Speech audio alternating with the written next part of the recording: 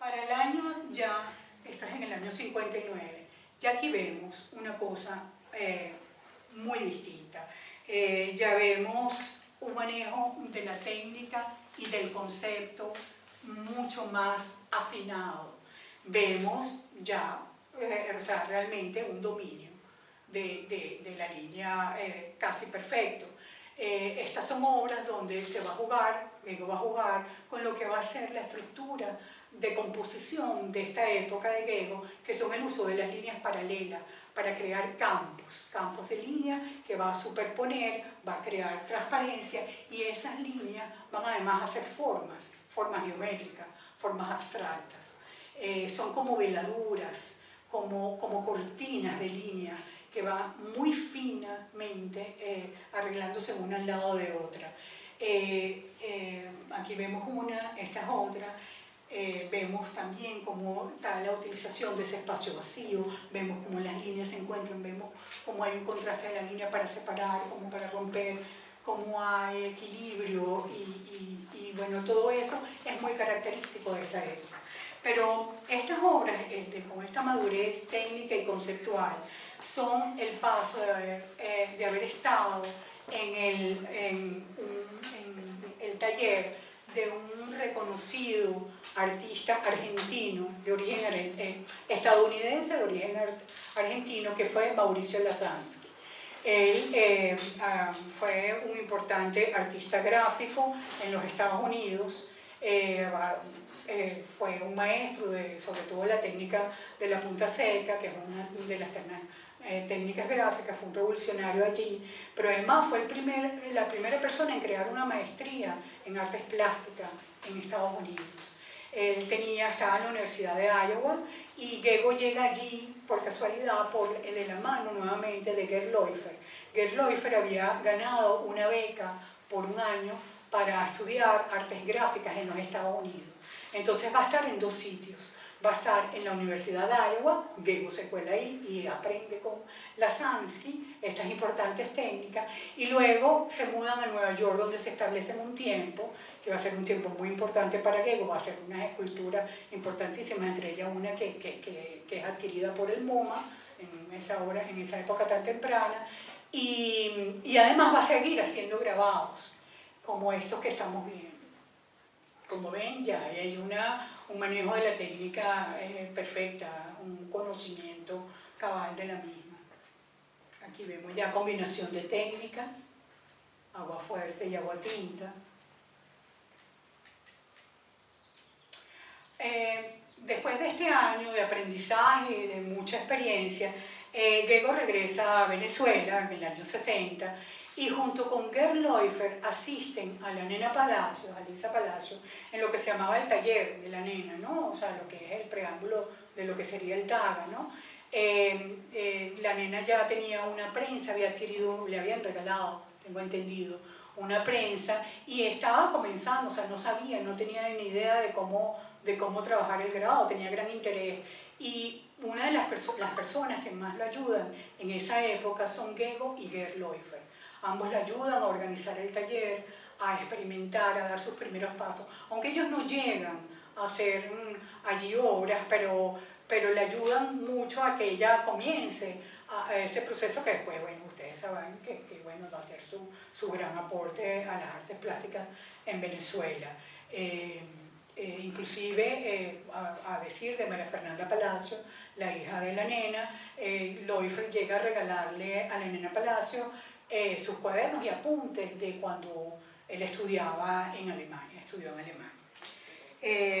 En 1963, Gego regresa a los Estados Unidos, especialmente a estudiar gráfica. Lo va a hacer en dos importantes instituciones.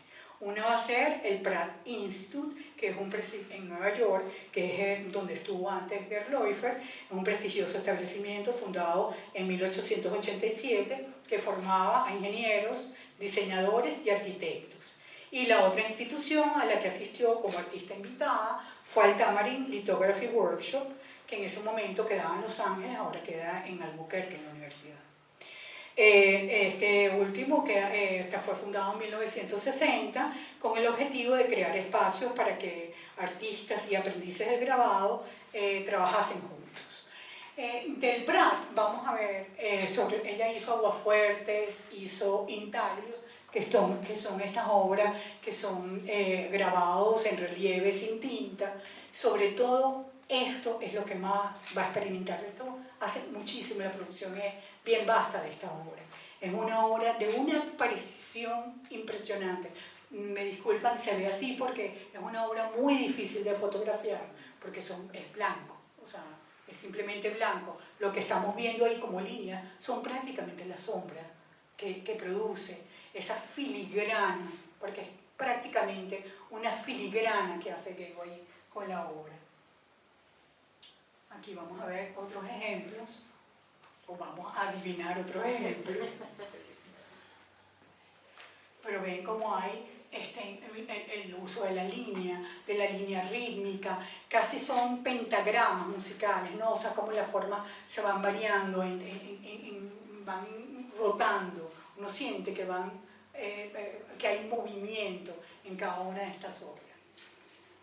Esto es una delicadeza, porque hay que ver qué es lo que es lograr, ¿no? Es las líneas gruesas con la delicadeza de la otra línea que surge, que parece que estar detrás. Entonces son cosas muy difíciles realmente de obtener. Y hace el libro, hace su primer libro, que va a ser importantísimo para Gego. Va a ser su primera integración entre dos disciplinas, la literatura y el arte plástico. Esto va a ser importante para ella porque va a ser su primer experimento que luego va a brindar importantes frutos importantes para su trayectoria artística. Es simplemente tomar los grabados, colocarlos de una manera horizontal, plegados, y hacer un plegado que tiene una lectura horizontal. Y en el Tamarin vamos a ver entonces una muestra muy distinta a lo que habíamos acostumbrado a ver en Gego antes, hace unas litografías donde hay unas grandes extensiones de tinta, en este caso negros, y con un gran y un alto contraste, abre como una especie de ventanas de luz. Pero es impresionante, bueno, a mí por lo menos me impresiona mucho, me impacta mucho ese negro tan profundo, ¿no? Y ese contraste, y apenas esas líneas, ¿no?, de luz que uno siente que se cuelan por ahí. Hace estas dos únicas litografías como artista invitada. Pero es importante porque el Tamarin era muy exigente, no aceptaba a cualquier artista y bueno, Gego ya tenía una experiencia en grabado que la hace merecedora de esta distinción. Luego, Gego en 1964 regresa a Venezuela y se integra a lo que va a ser el Instituto de Diseño Fundación Neumann INSE, del cual va a ser fundadora. En ese instituto va a ser muy importante para Gego, como dice Gego, muchas cosas aprendió ella enseñando. En materia de grabado, creemos, no estamos seguros, pero en el instituto había una prensa, o sea, había un taller de artes gráficas, y creemos que las obras que hizo Gego durante esa época aquí en Venezuela pertenecen a ese taller. Hizo exposiciones de grabado, inclusive junto con estudiantes allí en el taller, en el instituto. De ese año, de 1964, vamos a ver una obra memorable que es Lo Nunca Proyectado. Esto es un ejemplo súper importante del vínculo de Gego con la literatura y especialmente con la poesía. Es un trabajo, como lo ven ustedes, de intaglio, en el que trabaja en conjunto con el que va a ser un gran amigo de Gego, Alfredo Silva Estrada, el poeta, y lo que van a hacer ellos es que él va a escribir una poesía que Gego va a llevar a intaglio, en unos intaglios plegados, en el que en la parte superior van a ver las estrofas y en la parte de Gego una interpretación gráfica de lo que es de lo que a ella le evocaba esas palabras. Entonces están los relieves como un juego nuevamente de luces y sombras, apenas perceptibles porque son de una delicadeza extrema, es un trabajo preciosista realmente. Entonces cada estrofa va en una, son 7 en total, cada estrofa va en una hoja diferente. Y aquí ven otro, y este es el contenedor, pues. Es como una especie de cajita donde iban doblados, cada uno lo va sacando, y cada estrofa entonces, nuevamente, entonces, por eso le decía que cuando Gego comienza a hacer su trabajo con los libros, va a ser un trabajo que va a tener consecuencias en su trayectoria. En el año 1966, Gego regresa a Los Ángeles, al Tamarind Lithography Workshop, pero esta vez asiste como artista becaria, lo que es realmente una gran distinción, porque es un reconocimiento, es un premio a sus habilidades como artista gráfica. Esta vez no va a estar con 2 o 3 días, como estuvo el anterior, sino va a estar 2 meses. En esa oportunidad disfrutará de una intensa experiencia en la que realiza la más vasta producción de su trabajo gráfico. Van a ser 28 litografías y 2 libros de autor en un trabajo en conjunto con 8 maestros impresores. Es un momento de una intensa experimentación, pues en 2 meses se va a apropiar de una destreza técnica que la va a permitir, ahí están, son imágenes del taller con los impresores y otros artistas con los que compartió.